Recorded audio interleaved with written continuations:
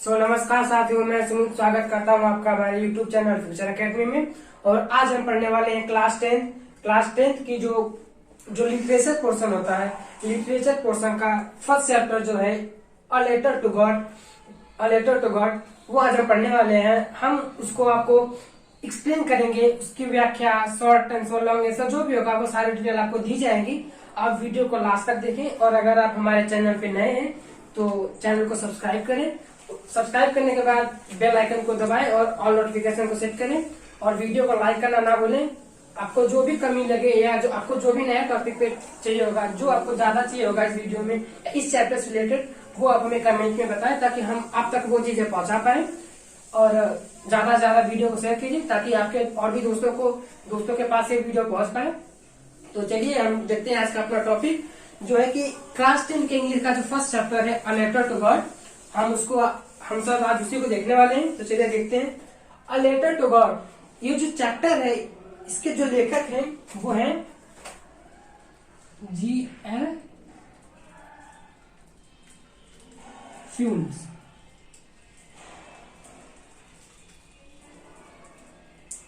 जो राइटर हैं या जिन्होंने भी इस चैप्टर को लिखा है वो है G.L. फ्यूल्स। तो चलिए दोस्तों, इसके पहले कि हम इस चैप्टर के बारे में देखें, थोड़ा सा हम इनके बारे में, इनके जो लेखक हैं इनके बारे में थोड़ा देख लेते हैं। तो ये दोस्तों, ये जो G.L. फ्यूल्स थे ये मैक्सिको के रहने वाले थे और वहां के ये पत्रकार थे। इन्होंने उस समय में अपने जमाने में बहुत से उच्च श्रेणी के नोवेल लिखी और ये अपने जमाने के श्रेष्ठ कवियों में गिने जाते थे। तो चलिए अब हम देखते हैं जो हमारा मेन टॉपिक है अ लेटर टू गॉड, हम इसको देखते हैं। तो जैसे कि आपको नाम से पता चल रहा होगा अ लेटर टू गॉड, जैसा कि हम और आप भी जानते हैं कि भगवान को कोई स्थायी पत्र नहीं होता है, तो उसको कोई पत्र कैसे लिख सकता है। और एक्चुअली ये एक पत्र होता है।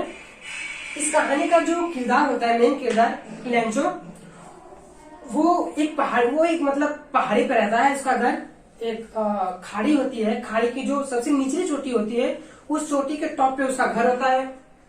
वो वहां पे रहता है और वहां पे किसानी का काम करता है। उसकी फसल पके तैयार होने वाली होती है, तब तक ओलों की वृष्टि हो जाती है या ओलों की बरसात हो जाती है, जिससे उसकी जो फसल है वो पूरी तरीके से नष्ट हो जाती है। अब क्योंकि वो पहाड़ी में रहता था तो उसके आसपास कोई घर नहीं था, तो अब ये सोचता है कि अब तो हमारी फसल नष्ट हो गई, अब हम साल भर कैसे रहेंगे। तो इसलिए उससे कोई सहायता करना अब उसको किसी की सहायता की जरूरत थी, लेकिन उस पहाड़ी में उसकी सहायता करने वाला कोई नहीं था। इसलिए वह सोचता है कि क्यों ना अब उसके मन में एक ख्याल आता है। उसके परिवार वाले लेंजो के परिवार में वो होता है, उसकी वाइफ होती है और उसके 2 बच्चे होते हैं। तो फसल नष्ट हो जाती है और उसके आसपास कोई घर नहीं होता, तो अब उसकी सहायता करने के लिए कोई होता नहीं है। तो अब उसके घर वाले जो होते हैं वो निराश हो जाते हैं पूरे तरीके से। लेकिन लेंचो जो होता है वो बहुत ही दृढ़ भावना का व्यक्ति होता है। वो कहता है कि वो अपने घर परिवार वालों को समझाते हुए कहता है कि कोई भी भूख से नहीं मरता, हम लोग भी भूख से नहीं मरेंगे, हम लोगों को सहायता अवश्य मिलेगी। लेकिन फिर उसकी वाइफ कहती है कि कोई बात नहीं, भगवान है, सब कुछ ठीक हो जाएगा। इसलिए फिर लेंचो उस पूरी रात अपनी बीवी की कही गई बात के बारे में सोचता है और उसकी जो एकमात्र उम्मीद थी भगवान, वो उनकी सहायता के बारे में सोचता है। अगली सुबह जब वह सो के उठता है तो वो जो लेंचो था वो एक किसान था, लेकिन फिर भी वो लिखना जानता था। तो अगली सुबह वह पोस्ट ऑफिस जाता है, वहां से एक पत्र लाता है और भगवान को एक जो पत्र होता है वो लिखना शुरू करता है।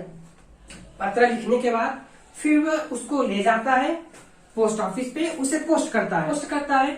और उस लेटर में लिखा क्या होता है, उस लेटर में दोस्तों उसने भगवान से 100 पीसों की हेल्प मांगी थी, जिससे कि वह अपने खेत को दोबारा से बो सके और जब तक वह फसल पक के तैयार न हो जाए तब तक अपने परिवार और अपना भरण पोषण कर सके। तो इसके लिए भगवान से 100 पीसों की मांग करता है। और सोचिए कि वो इतना दृढ़ संकल्पना का व्यक्ति था, यद्यपि वह भगवान को कोई स्थायी पता नहीं है, उसका भगवान में उसकी इतनी दृढ़ आस्था थी कि वह भगवान को एक पत्र लिखता है, जबकि वो खुद भी जानता रहा होगा कि भगवान को कोई स्थायी पता नहीं है, लेकिन फिर भी वह भगवान को आस्था के साथ पत्र लिखता है, इस विश्वास के साथ कि भगवान उसकी सहायता अवश्य करेंगे। तो वो अगले दिन जाता है, पत्र लिखता है और उसे पोस्ट ऑफिस में जमा करता है। तो पोस्ट ऑफिस में जमा करने के बाद वहाँ के जो कर्मचारी होते हैं, जो हमारे यहाँ पत्र पहुँचाते हैं या पत्र ले जाते हैं, डाकिया, वो जाता है अगली सुबह, वहाँ का जो डाकिया होता है वो जाता है और मेल बॉक्स से चिट्ठी को निकालता है। तो उस पे लिखा होता है भगवान को, परमात्मा को लिखा होता है। तो वो जो डाकिया होता है हंसने लगता है, खूब खिलखिला के हंसता है, खूब अंतर्मन से हंसता है। और वह उसे, वो जो पत्र होता है वह उसको ले जाके जो अपना बॉस होता है वहाँ का, जो उससे उच्च पद पर होता है, उस व्यक्ति को ले जाकर वह पत्र दिखाता है और कहता है ये देखिए किसी ने भगवान को पत्र लिखा है। तो वो उसका जो अधिकारी होता है वह अभी उस पत्र को देख के हंसता है, लेकिन शीघ्र ही, जल्दी ही वह व्यक्ति शांत हो जाता है, बिल्कुल गंभीर मुद्रा में हो जाता है और उसे अपने डेस्क पे थपथपाते हुए कहता है। तो वह लेंचो के पत्र को पढ़ता है और उसकी भगवान में दृढ़ आस्था को देखकर वह व्यक्ति प्रभावित हो जाता है और अपने डेस्क पे उस पत्र को थपथपाते हुए अपने अधिकारी को बाहर जाने के लिए कहता है। वह व्यक्ति चाहता था कि जो लेंचो का भगवान में इतना दृढ़ आस्था है, भगवान की इतनी जो दृढ़ आस्था है, उसके मन में भगवान के प्रति वो जो विश्वास है, वह उस विश्वास को डगमगाना नहीं चाहता था। वह नहीं चाहता था कि लेंचो ने जिस विश्वास के साथ भगवान को यह पत्र लिखा है सहायता के लिए, वो उसका जो विश्वास है वो विश्वास न टूटे। इसके लिए वह अपनी आय का कुछ भाग लेंचो को सहायता के रूप में देता है। वह अपने डाक में जितने भी कर्मचारी होते हैं सबसे कुछ लेता है दान, और जिसको एक तरीके से चंदा कह सकते हैं, वो सबसे कुछ न कुछ अंश मांगता है सहायता के रूप में। और वह अपने साथियों से भी इसी प्रकार से कुछ सहायता मांगता है। लेंचो ने भगवान से अपने अगली फसल को बोने के लिए और फसल तैयार होने तक अपना भरण पोषण करने के लिए जो 100 पीसोस मांगे थे, वो अधिकारी 100 पीसोस तो नहीं दे पाया, लेकिन वह 70 पीसोस के लगभग जुटा पाया था। उसने उस 70 पीसोस को एक लिफाफे में डाले और उसके ऊपर मतलब सिग्नेचर के रूप में या पते के रूप में सिर्फ एक शब्द लिखा भगवान से, और उसे डाकिया को लेंचो तक पहुंचाने के लिए कहा। लेंचो पत्र लिखने के बाद हर सुबह आता था डाकिया, मतलब पोस्ट ऑफिस पे, ये पता करने के लिए कि भगवान ने मेरे जो पत्र मैंने भगवान को लिखा था उसका जवाब दिया कि नहीं। लेंचो हर रोज आया करता था, लेकिन उस दिन लेंचो रोज की अपेक्षा ज्यादा जल्दी आ गया, ये पता करने के लिए कि मैंने भगवान को जो भी पत्र लिखा था उसका जवाब भगवान ने हमें दिया कि नहीं दिया। तो डाकिया उसे वो पत्र देता है। तो देखिए लेंचो का भगवान में इतना दृढ़ विश्वास था कि उसने लिफाफे को खोला और लिफाफे में पैसा देख के, लिफाफे में उस मुद्रा, उस पीसोस को देख के लेंचो का विश्वास इतना गहरा था कि पीसोस या धन को उस लिफाफे में देखने के बाद भी उसे बिल्कुल भी आश्चर्य नहीं होता। लेकिन तब जब वह उस लिफाफे में लिखे पीसोस को, रखे पीसेस को गिनता है तो पता चलता है कि ये तो केवल 70 पीसोस ही है और उसने भगवान से 100 पीसोस के लिए कहा था। तो उसने फिर भगवान को पीसोस गिनने के बाद उसे क्रोध आ गया कि मैंने भगवान से 100 पीसोस के लिए कहा था, लेकिन उन्होंने मुझे सिर्फ 70 पीसोस ही दिए। फिर वह जाता है काउंटर पे, वहां से एक पत्र लेता है, एक स्टैंप लेता है, उस पत्र में लिखता है कि भगवान हमने आपसे 100 पीसोस के लिए कहा था और हमारे पास आपके द्वारा भेजे गए धन में से केवल 70 पीसोस ही हमें मिल पाए हैं। तो जो बचा हुआ धन है वो जल्दी से हमें दे ताकि हम अपने परिवार का पालन पोषण कर सके।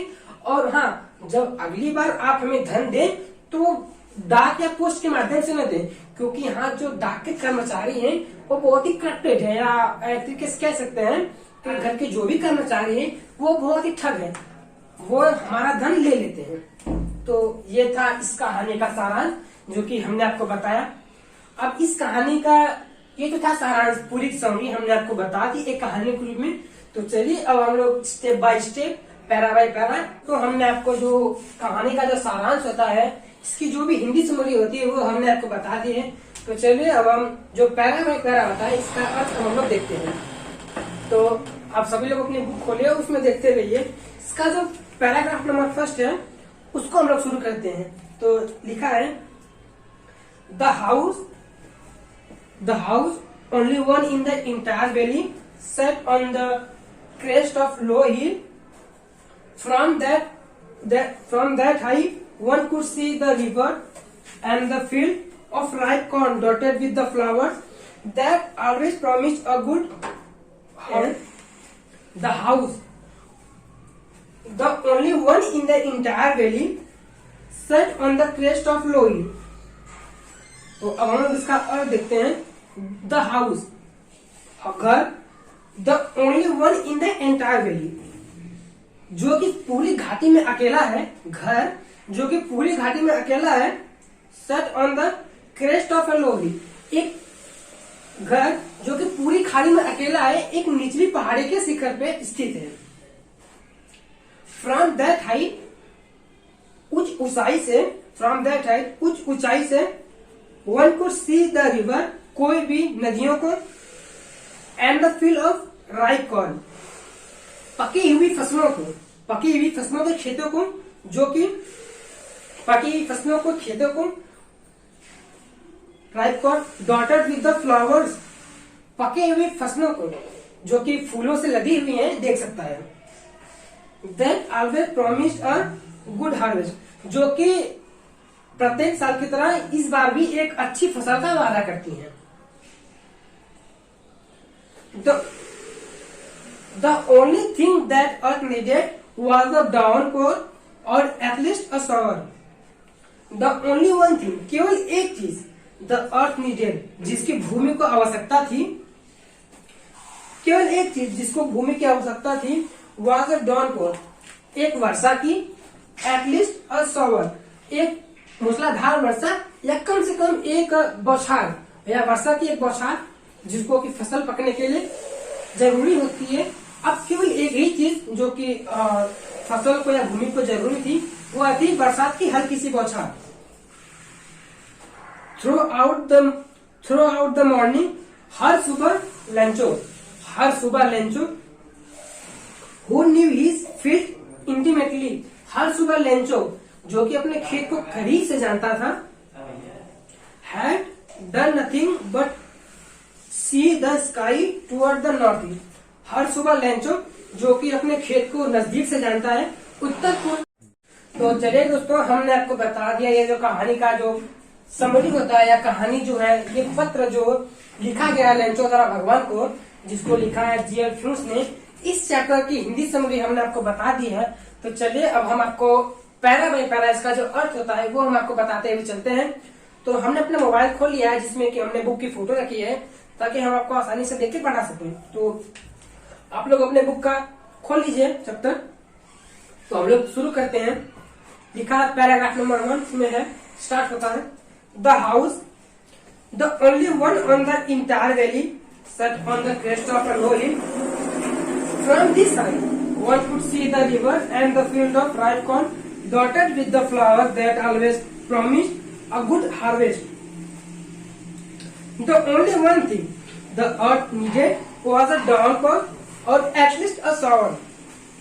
Throughout the morning, Lencho, who knew his field intimately, had done nothing else but see the sky toward the northeast. तो ये था पूरा पैराग्राफ, हमने आपको उसको इंग्लिश में पढ़ के बताया है। अब हम आपको स्टेप बाय स्टेप उसका अर्थ बताते हैं। तो लिखा है द हाउस मतलब घर, the only one in the entire valley, only मतलब केवल, वन मतलब अकेला, इन मतलब में, द इंटायर वैली मतलब पूरी घाटी में, घर जो कि पूरी घाटी में अकेला है, सेट स्थित है, ऑन द पर, क्रेस्ट मतलब जो होता है दोस्तों, क्रेस्ट का अर्थ होता है पीक, क्रेस्ट का जो हिंदी अर्थ होता है वह होता है चोटी आप कह सकते हैं peak. Set on the crest of, law मतलब निचली, हिल मतलब चोटी या पहाड़ी, घर जो कि पूरी घाटी में अकेला है, एक निचली पहाड़ी के शिखर पे स्थित है। फ्रॉम दिस हाइट, फ्रॉम मतलब से, दिस मतलब इस, हाइट मतलब ऊंचाई, मतलब उस ऊंचाई से, वन मतलब कोई भी, कुड मतलब सकता था, सी मतलब देख, द रिवर मतलब नदियों को, वह जब घर पहाड़ी पर स्थित था, उस घर जिस ऊंचाई पे स्थित था वह घर, उस ऊंचाई से कोई भी व्यक्ति नदियों को देख सकता था। द फील्ड और खेतों को, the field of ripe corn, उन खेतों को जो कि मतलब पकी हुई फसलों से लदी हुई थी। Called daughter with the flowers. उस ऊंचाई से, उस घर की ऊंचाई से कोई भी, या लेंचो का जो घर था पहाड़ी पे स्थित, उस घर से कोई भी उस ऊंचाई से नदियों और खेतों को, जो कि जो पकी हुई फसलों के फूलों से लगी हुई थी, उन खेतों को देख सकता था। दैट मतलब जो कि, ऑलवेज मतलब हमेशा, प्रॉमिस मतलब वादा करती हैं, प्रॉमिस, और मतलब एक, गुड मतलब अच्छी, हार्वेस्ट मतलब फसल, जो कि एक अच्छी फसल देने का वादा करती है। लेंचो देखता है कि उसके जो खेत में जो फसलें हैं वो काफी अच्छी हैं, उसके जो फसल में जो फूल लगे हैं वो काफी अच्छे हैं, उसकी जो फसल है उस वर्ष वो काफी अच्छे हैं। तो इसी से ये देख के उसको ऐसा लगता है कि इस बार उसकी जो फसल होगी वो अच्छी होगी, या इस बार उसे अच्छी उपज प्राप्त होगी। द ओनली थिंग, द मतलब कुछ नहीं, यहाँ द कोई सेंस नहीं है। ओनली मतलब सिर्फ, थिंग मतलब एक, थिंग मतलब चीज या कोई वस्तु। द अर्थ नीडेड, अर्थ मतलब भूमि, पृथ्वी। आप जानते हैं यहाँ पे अर्थ का मतलब वैसे तो पृथ्वी होता है, लेकिन यहाँ पे पृथ्वी का अर्थ भूमि या जमीन से है। नीडेड मतलब आवश्यकता थी। अब केवल एक चीज, या the thing the earth needed, अब सिर्फ एक चीज जिसकी भूमि को आवश्यकता थी, वाज अ डाउनपोर। वाज मतलब थी, एक मतलब एक, डाउनपोर, जो डाउनपोर का मतलब होता है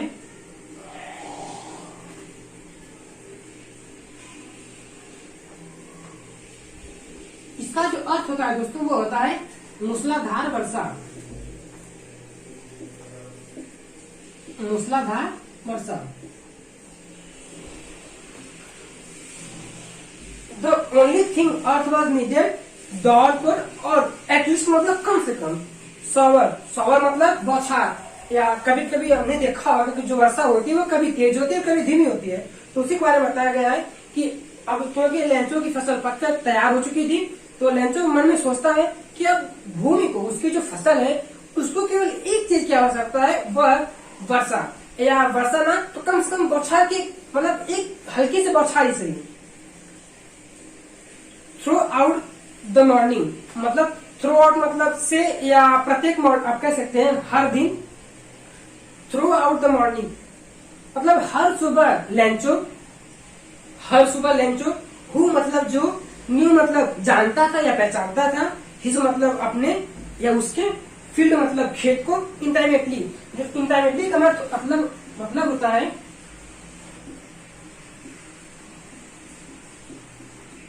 इसका अर्थ होता है नजदीक से।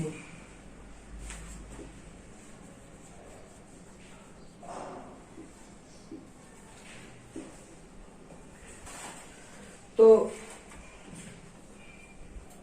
Through out the morning Lencho who knew his field intimately, या इंटाइमेटली में जम के बाद ए रहेगा। तो लेंचो जो कि अपने फसलों या अपने खेत के बारे में नजदीक से, या कह सकते हैं कि अच्छे से जानता था, हैड डन नथिंग, हैड मतलब चुका था, डन मतलब किया, नथिंग मतलब कुछ भी नहीं, इल्स मतलब के बजाय, but see the sky toward the north east. Lencho जो कि अपने खेत या और उसमें लगी फसल के बारे में नजदीक से जानता था या घनिष्ठता से जानता था, उसने हर सुबह उत्तर पूर्व में आकाश में देखने के अलावा कोई और भी काम नहीं किया, मतलब उसके अलावा कुछ भी काम नहीं किया। वह आकाश में उत्तर पूर्व की तरफ इस उम्मीद से देखता था कि बरसात की एक लहर आ जाए या एक हल्की से बौछार हो जाए, जिससे कि हमारी जो फसल है वो अच्छे से पक के तैयार हो जाए और हमारी जो उपज हो वो अच्छी हो। तो ये था हम लोग का पैराग्राफ नंबर फर्स्ट। अब इसके आगे का जो पैराग्राफ 2 होगा, या उसके आगे का जो भी पैराग्राफ होगा, उसकी व्याख्या या उसका एक्सप्लेनेशन हम अगले वीडियो में करेंगे। तब तक के लिए गुड बाय।